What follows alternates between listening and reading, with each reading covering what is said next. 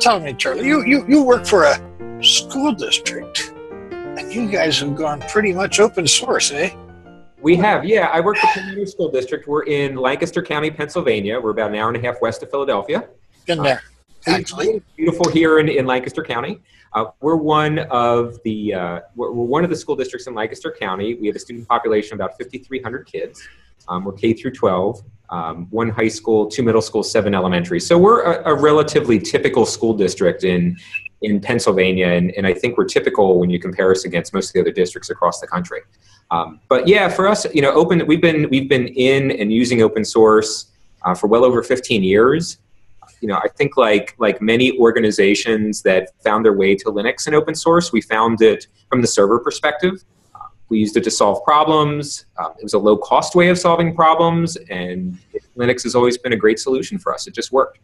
And from those server experiences, from the back office experiences, we've grown out into the classroom and into our educational practices.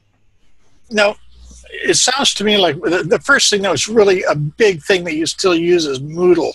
That seemed to be a big turning point open source program that just was like, that it beat the hell out of the commercial offerings. Absolutely. There were 2 big open source platforms that for us were truly tremendous, and Moodle was the first. When we started with Moodle, it was still a very young platform, but we were looking at Moodle as a comparison against a proprietary commercial offering such as Blackboard. And you know, a company such as Blackboard really, at the time, and still continues to really know how to charge districts, schools, colleges. So for us, it was not only, but it wasn't always the cost savings, which was tremendous for us. Moodle is terrific software, and over the years has, I think it stands as testament to what the open source community can do, because at its core, the core developer was an educator at heart. But around him, his team, there's an open source community, an ethos that has just taken that program and that platform to so many different new and wonderful levels for the classroom. So Moodle was big for us, and so was WordPress. And I really sort of treat both of those community projects, those platforms, they're sort of, I kind of look at them as twins in various ways. Moodle allowed us to move very rapidly into online classrooms, and with WordPress, we could move our entire web publishing infrastructure, very rapidly as well. So they were 2 huge pivot points for us, and I think really the important takeaway for both of those projects was they gave us the confidence and the experience to say, hey, open source can work. It's not this crazy, nefarious, strange development model, born up by these weird hackers. That is often, I mean, that's often, what people perceive open source to be. Well, it is. I saw the poster that said, when you download Linux, you're downloading communism. Are you going to disagree with that, sir? Yeah, that's absolutely what the perception has been. And, I can understand that because in education, budgets are so thin. There are so many governmental pressures, there's community pressures. You don't want to get it wrong. And for school administrators, for school board members, for teachers, you don't want to make the wrong bet. And it can be really scary to try something that's perceived as being weird or unusual or unorthodox. So, yeah. Yes, but, okay, now, you've told me before that it's hard to estimate exactly because you're talking about opportunity costs and money saved, but you guys are saved, apparently, you're moving in quickly on $1 million in savings and software costs. And now, the one thing is, now I know that most American school districts, unlike yours, have extra money all over the place, so they wouldn't be interested, right? Yeah, right. Don't we wish that districts would here, in Pennsylvania, and again, I don't believe for a minute that we're atypical. We've had ongoing funding issues now year after year after year. And again, that's really, like I said, we're just not atypical. I know there's so many districts out there across the country, across the world that just are not funded where they need to be. I look at it in a couple different lights. The first is in terms of the cost avoidance, tools such as Moodle, WordPress, and a number of other platforms, we now have a built-in cost savings that has been with us now for several years. If we were to move to alternatives to commercial platforms other than Moodle or WordPress, Yeah. For our district, we would be looking at an additional $40,000 per year. We've been with those platforms now for approximately a decade. So as you start to add up those savings, they're quite tremendous. And when you're talking about a $40,000 software savings, you're now looking at a teacher's salary. So, for me personally, I look at our savings as a mechanism for us to reinvest in our best resource, and that's our staffing resources. And again, what's terrific about these tools, Moodle, WordPress, and a host of other open source tools is we're not making compromises. They give our teachers and our staff and our students the tools that they need to have a great education. Okay, but let's get away from software for just a second, and even money. Now, something else you've done, your book, which we will use, there's a link to it on the text accompanying this video. Now, you've had students actually building PCs, right? Correct. We started a number of years ago where we brought our students, our high school students, and a few middle school students in with my team to custom build PCs. And we did that over a decade ago, and that program, that process began to plant some seeds that came back more recently when we launched our one-to-one laptop program. When we launched that program where we gave a laptop device to every one of our high school students, we doubled down on that concept of bringing students into the mix and making them full participants in our program. So now we have an apprenticeship program where students not only work as part of a peer help desk, but they also have had opportunities to dive into computer programming, to work with all types of software, open source and otherwise. We really treat them as sort of junior members of my technology team, and we try to provide as authentic, real-world, problem-based experiences for them as we can. So putting aside the cost savings for a second, because that's really just a tiny portion of the story.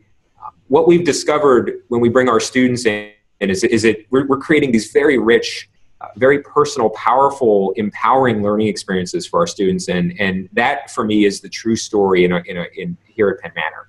Okay, let's talk about this 21st century America, where money are our main concerns, along with also money and money. So the kids who get out of high school, drop out, graduate, whatever, who have this experience and knowledge, does it help them get jobs or get into college? I believe so.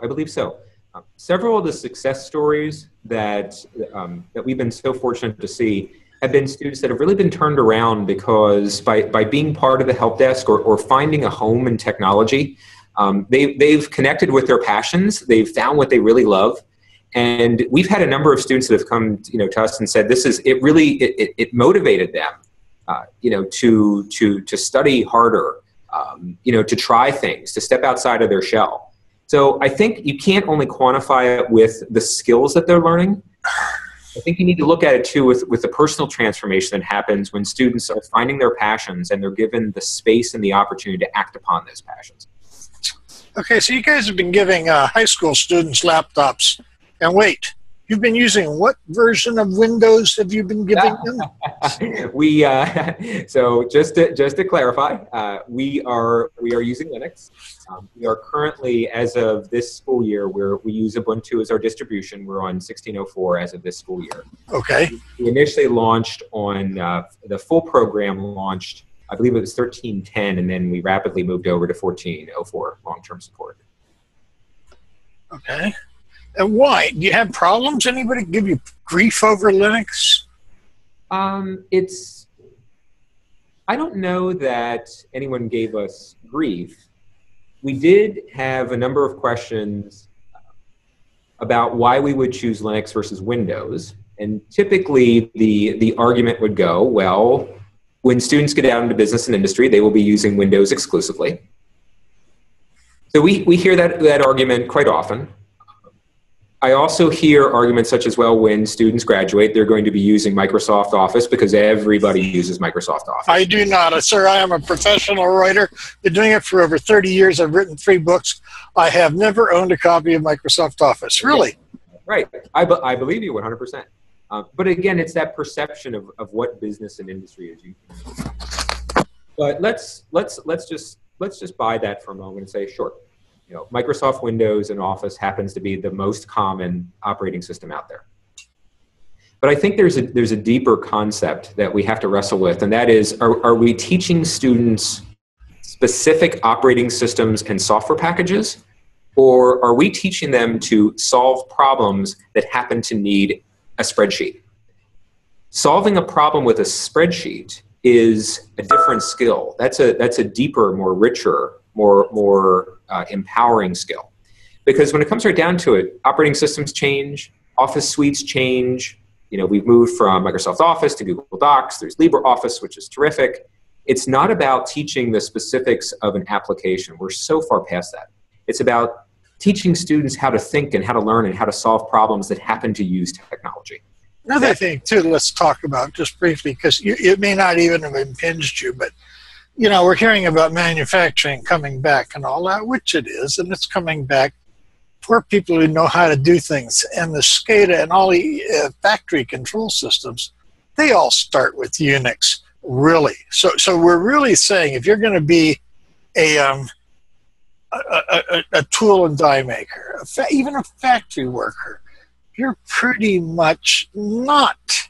Windows is what you might use in the office to fill out reports, but it's not your real thing.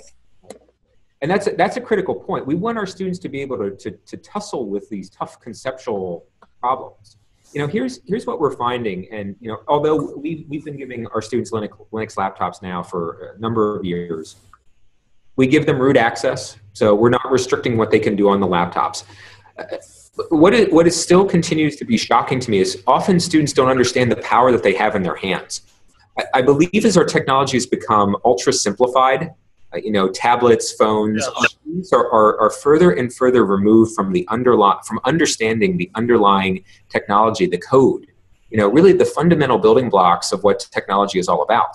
You know, when you're swiping and tapping all day, you're not programming, you're not learning, you're not diving deep. So what we're finding is that even though we're handing students these devices, they don't know where to start. And we're trying to undo that. We're really trying to undo that and just help them understand that they have the power to program these devices and not be the result of somebody else's programming decisions. Okay, yes, but you said in your book that you've had some not wonderful experiences with Chrome OS, but at the same time, my wife has a Chrome laptop, big one, big screen, Acer, $200. It's primarily a Netflix movie player. Yeah, exactly. She's not interested in programming. She wants to watch Netflix movies. She wants to have video chats like this, but with granddaughter in Atlanta, that sort of thing. Yeah, and you know, Chrome. I love Chromebooks. I think tablets are remarkable devices. You know, I have no personal vendetta against Chromebooks or tablets, none whatsoever. What concerns me deeply is that schools can afford one device, and that's it. The funding is not there. And for many schools, they can't even get to that one-to-one device level, right? They're struggling to scrape together the funds to do that. If we're handing our students one device, my personal perspective on that is I absolutely believe that we should be giving our kids the most open-ended, rich device that we can. A Chromebook is great as a secondary device.